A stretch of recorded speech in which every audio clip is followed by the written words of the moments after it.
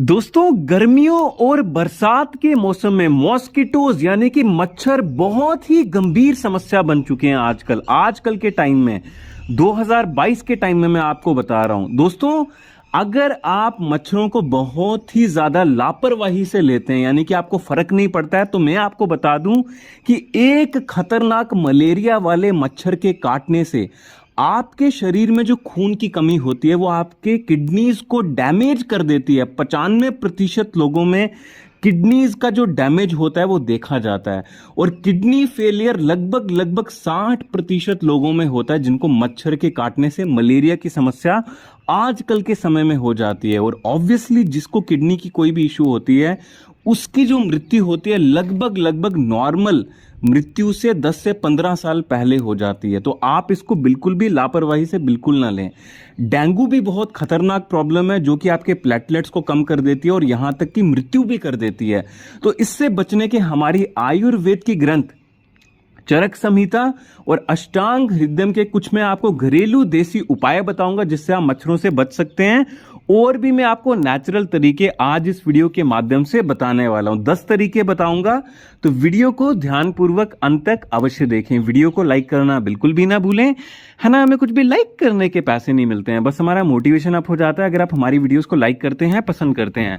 साथ में चैनल को सब्सक्राइब करके बेल आइकन घंटे के बटन को दबाने के बाद ऑल पे क्लिक करना बिल्कुल भी ना भूलें, ताकि जब भी मैं अपने चैनल पे एक नई वीडियो अपलोड करूं उसकी नोटिफिकेशन आपको तुरंत 1 सेकंड के भीतर मिल जाए। दोस्तों, सबसे पहला घरेलू उपाय, पुराने जमाने से मच्छरदानी का इस्तेमाल। पहले जमाने में जो चरखे से मच्छरदानी बनाई जाती थी उनका इस्तेमाल किया जाता था मच्छरों से बचने के लिए।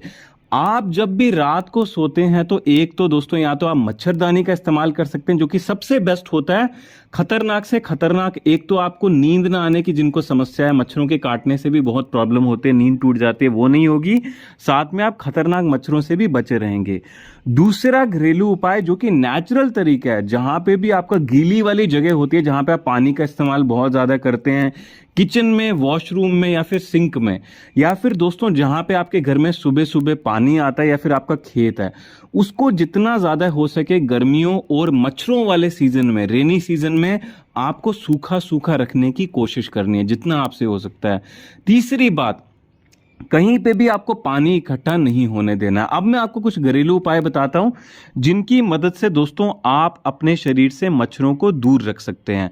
दोस्तों, मच्छरों को भगाने वाली मार्केट में क्रीम आती है, वो इतनी ज्यादा जहरीली नहीं होती है, उसके साइड इफेक्ट्स इतने ज्यादा नहीं होते हैं। तो उनको भी अगर आपको बहुत ज्यादा बाहर रहना ही रहना है, जबरदस्ती आपको बाहर रहना पड़ रहा है किसी दिन के समय में, तो आपको वो क्रीम लगा लेनी चाहिए। मलेरिया और डेंगू से ज्यादा दोस्तों वो क्रीम हानिकारक नहीं होती है। तो मैं आपको ये बता दूं कि आप अगर उन क्रीम्स का इस्तेमाल करते हैं तो आप बहुत ही ज्यादा सुरक्षित रहेंगे। मैं आपको कुछ देसी घरेलू उपाय भी बता रहा हूं अभी इस वीडियो में, जिनका अगर आप प्रयोग करते हैं तो आप मच्छरों से बहुत ही ज्यादा लंबे समय तक बच सकते हैं। एक मार्केट में तेल आता है जिसको हम कहते हैं अंग्रेजी में टी ट्री ऑयल।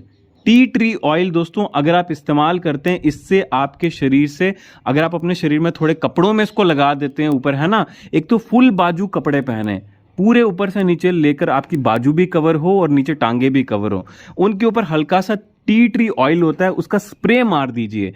इसको मारने से दोस्तों मच्छर आपके शरीर से बहुत ही दूर रहते हैं। एक और मैं आपको घरेलू उपाय बताता हूं। अपने शरीर पर अगर आप नारियल का तेल, लौंग का तेल, नीलगिरी का तेल और तुलसी की पत्तियों का दोस्तों रस, नीम का तेल और पुदीने के पत्ते का रस या फिर लहसुन का रस लगा लेते हैं तो दोस्तों इससे चारों तरफ जो आपके मच्छर होते हैं आपके करीब नहीं आते हैं।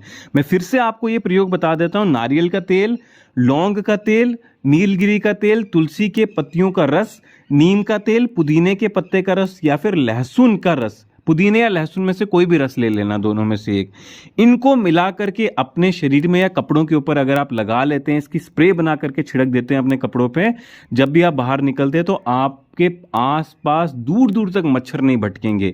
यदि आप दोस्तों, अगला मैं आपको प्रयोग बता रहा हूं, यदि आप अपने घर में कपूर या फिर नीलगिरी का तेल जलाते हैं तो उससे निकलने वाला जो धुआं होता है घर के सभी मच्छरों को दूर भगाने में आपकी मदद करता है। आप एक काम कर सकते हैं, नीलगिरी का तेल अगर आपको नहीं मिले तो आप सरसों के तेल में या नारियल के तेल में कपूर को जला लीजिए। इससे भी एक तो धुआं होता है, थोड़ा सा ये नुकसान करता है कि साइड इफेक्ट दीवारों पे हो जाता है, काली पड़ जाती है।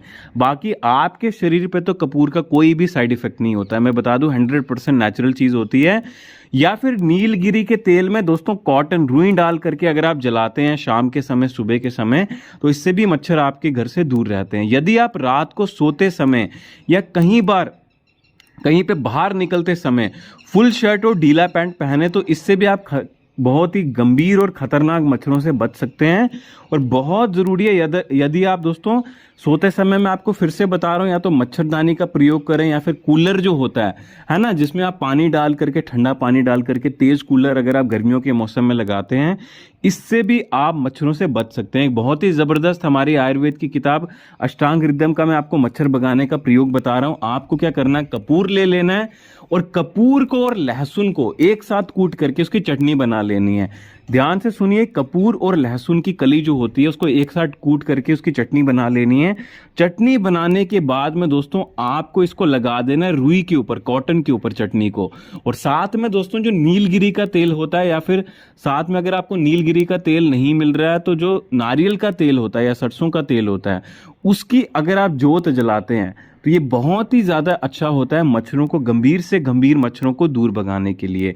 इसके अलावा मैं आपको बताऊं कि जो नीम की पत्तियों का रस होता है, अगर आप उसकी स्प्रे अपने शरीर पे करते हैं तो भी बहुत हद तक चांस है कि बहुत सारे मच्छर आपके आसपास नहीं भटकेंगे। कुछ मच्छर इससे रेजिस्टेंट हो जाते हैं तो वो आसपास आ सकते हैं, लेकिन जो खतरनाक गंभीर मच्छर होते हैं जो मलेरिया और डेंगू कॉज करते हैं वो आपके पास बिल्कुल नहीं आएंगे, इसका मैं आपको भरोसा दिलाता हूं।